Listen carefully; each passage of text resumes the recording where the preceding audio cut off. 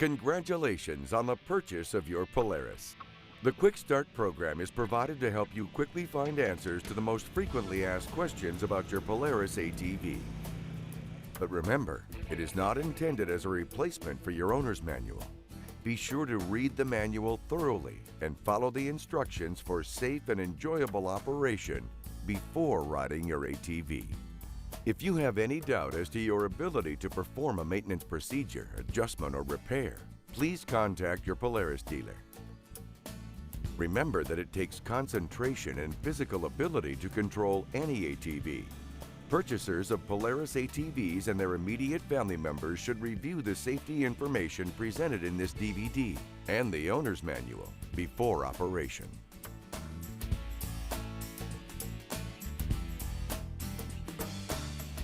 Before every ride, verify that your vehicle is in proper working condition. Tires, check condition and pressures. Wheels, check for tightness of wheel nuts and axle nuts. Loose parts, visually inspect the vehicle for any damaged components, loose nuts, bolts, or fasteners. Fuel tank and engine oil level. Check and fill both to their proper levels as required. For fuel, use unleaded with a maximum pump octane rating of 87. Engine coolant. Check for proper level at the recovery bottle. Add coolant if required. Air cleaner element. Check for dirt and clean or replace. Headlight, taillight, and brake light. Check operation of all indicator lights and switches.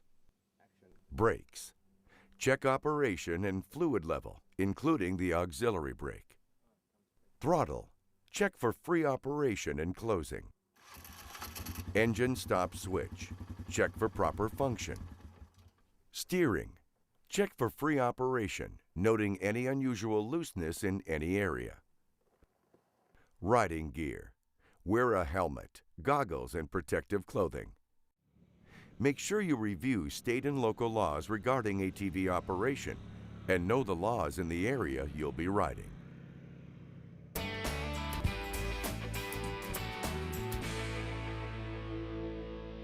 If you operate your ATV in areas with extremely hot or cold temperatures, or at elevations above 6,000 feet or 1,800 meters, a different clutch calibration and/or carburetor jetting may be required for maximum performance and durability. Refer to the clutching and jetting charts in your owner's manual or see your dealer for more information.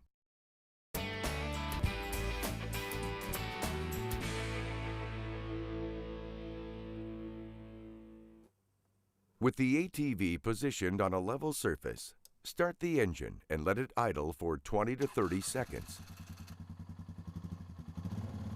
Then stop the engine. Remove the dipstick and wipe it dry with a clean cloth. Reinstall the dipstick. The dipstick must be seated completely to keep the angle and depth of the stick consistent. Remove the dipstick and check the oil level. Maintain the oil level in the normal or safe range. Do not overfill. Although Polaris synthetic oil is recommended for use in this engine, use of any API-certified SH oil is allowable. However, oil may need to be changed more frequently if Polaris synthetic oil is not used. Consult the owner's manual for more information on oil recommendations.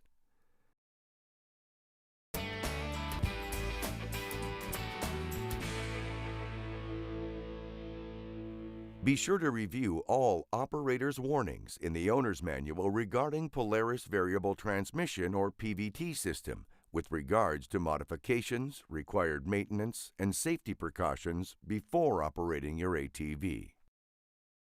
The PVT system is extremely durable, but there are a few basics that you should know before operating your ATV in order to get the maximum service life from your drive belt. The PVT system is comprised of 2 clutches and a drive belt. Engine power is transmitted from the drive clutch, mounted on the end of the crankshaft, to the drive belt. The drive belt connects the drive clutch and driven clutch, which is mounted on the transmission input shaft. As these clutches turn, the transmission delivers engine power to the front and rear output shafts. which are connected to the front and rear gear cases. Note that the rear wheels constantly propel the vehicle anytime a forward or reverse gear is selected, and that the front wheels assist only when all-wheel drive is enabled.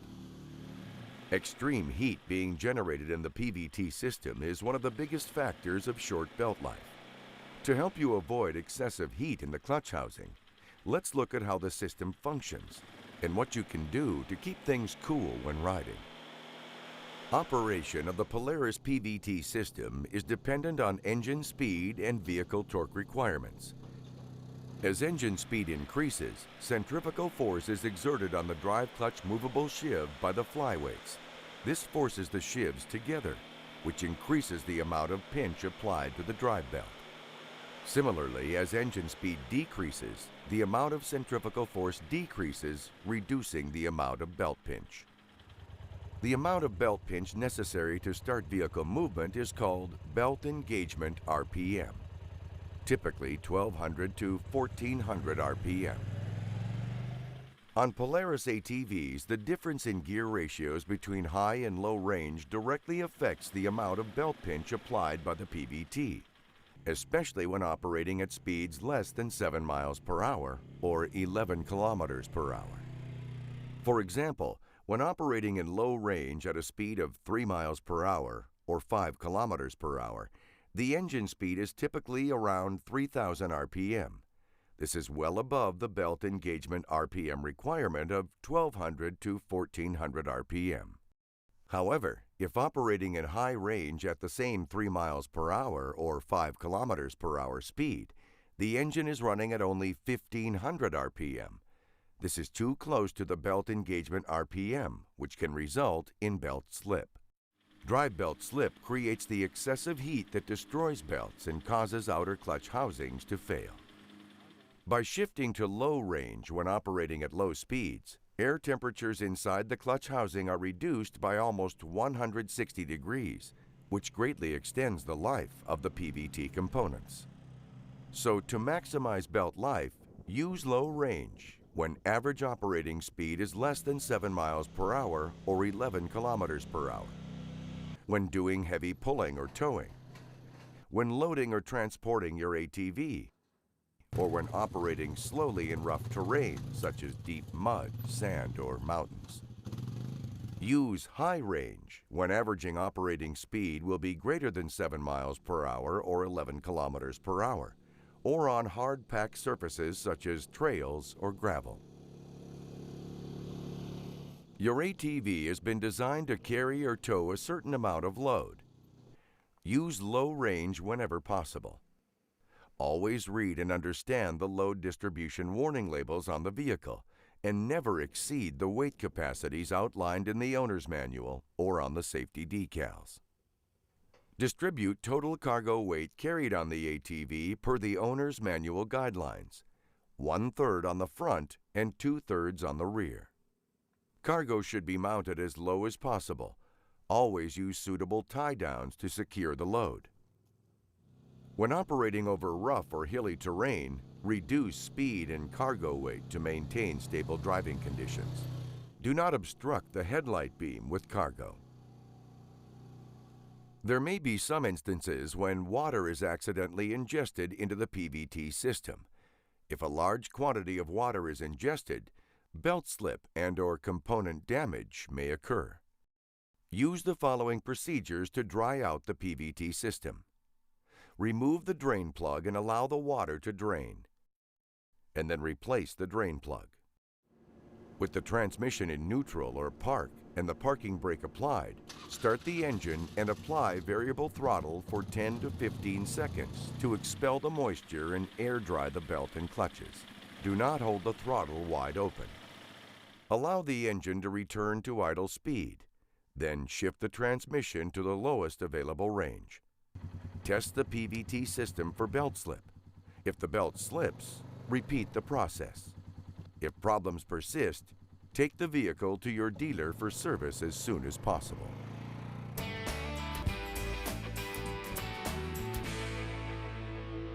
Polaris four-wheel drive ATVs are equipped with a unique Polaris exclusive all-wheel drive system which is activated by a switch on the right handlebar.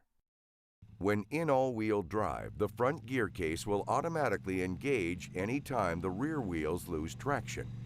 When the rear wheels regain traction, the front gear case will automatically disengage. The all-wheel drive switch may be turned on or off while the vehicle is moving. However, the system will not enable until the engine RPM is below 3,100. Once enabled, the system remains enabled until the all-wheel drive switch is turned off. If the switch is turned off while the front gear case is engaged in all-wheel drive, it will not disengage until the rear wheels regain traction. There is no limit to the length of time the vehicle may remain in all-wheel drive. Enable the system before getting into conditions where all-wheel drive may be needed. If the rear wheels are spinning, release the throttle before switching to all-wheel drive. In order to have all-wheel drive in reverse, you must press the override switch and have the all-wheel drive switch in the on position. Refer to Operation and Controls in this video or your owner's manual for more information.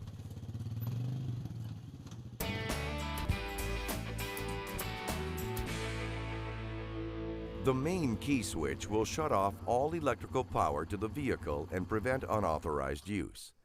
Make sure to remove the key whenever the ATV is not in use or is being transported. Just like the main key switch, the engine stop switch, located on the left handlebar, will shut off all electrical power to the vehicle, including the lights. Its purpose is to provide the operator with a quick means of engine shutdown in case of an emergency. The engine will not start or run if this switch is in the off position. Your Polaris ATV may be equipped with a reverse speed limiter, which prevents full throttle in reverse.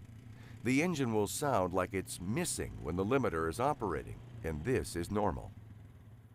The override mode button on the left hand switch has a dual function.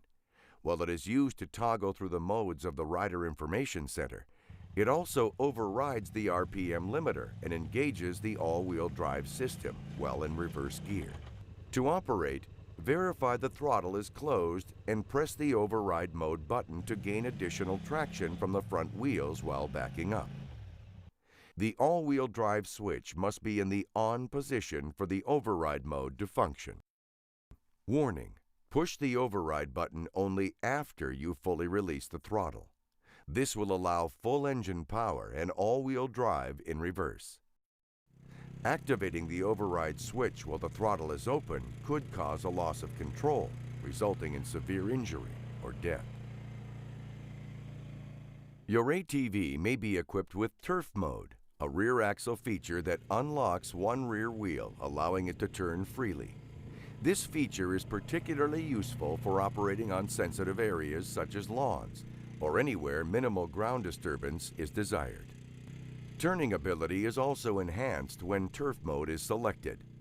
Always remember to switch back to 2x4 or all-wheel drive mode when operating on trails or hills, as a loss of traction leading to control issues can result with the turf mode left on. The fuel valve has 3 positions: off for vehicle storage and when transporting, on for normal operation, and reserve for reserve supply if main supply is exhausted. All Polaris ATVs except the Category S and youth models employ a single lever brake system. Both front and rear brakes are applied by squeezing the left hand brake lever toward the bar. An auxiliary foot brake located in the right footwell operates the rear brakes only. The parking brake lock is also located on the left handlebar.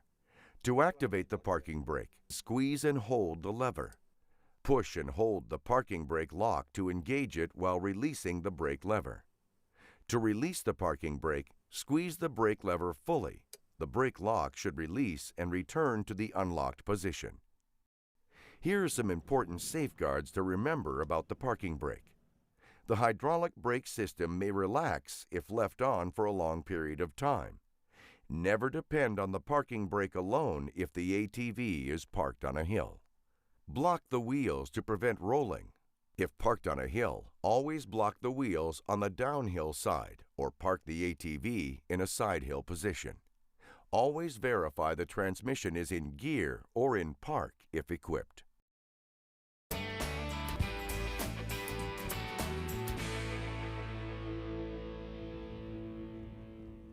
With the ATV on a level surface, verify the gear selector is in the neutral or park position. Lock the parking brake.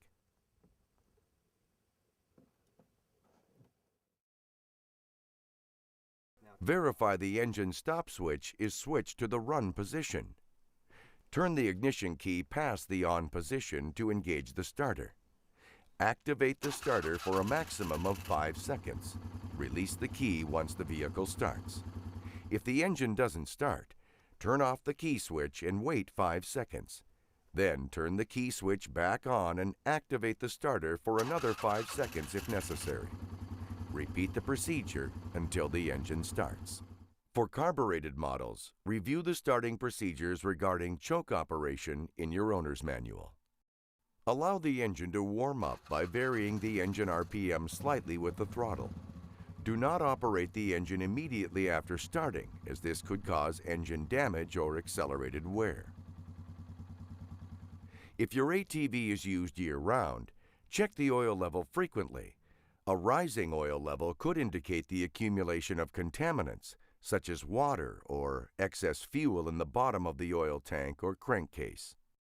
The chance for water condensation inside the engine increases with cold weather operation. Excessive amounts of contaminants can dilute the oil, which could lead to severe engine damage. As described in the owner's manual, short trip driving is considered severe operation because the engine does not have time to reach operating temperature and evaporate these contaminants. See your owner's manual recommendations for cold weather maintenance if your ATV is operated on short trips. Contact your dealer for engine heater kits, which provide quicker warm-ups and easier starts in cold weather.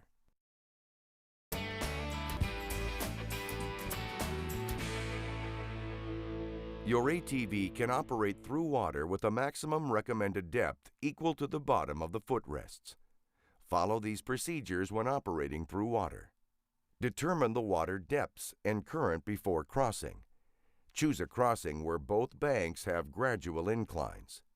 Proceed slowly, avoiding rocks and obstacles if possible. After crossing, dry the brakes by applying light pressure to the lever until braking action is normal. Consult your owner's manual for more water crossing precautions, any additional maintenance required, and on what to do if your ATV becomes immersed beyond the recommended depth and becomes disabled.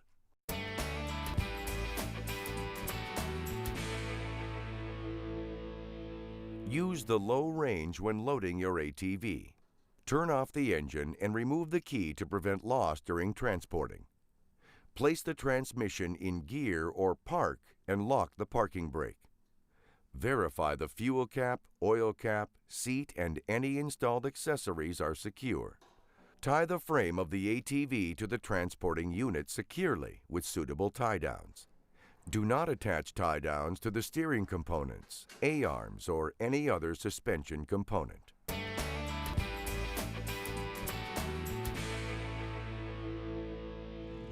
In the work and play world of your Polaris ATV, things can sometimes get messy.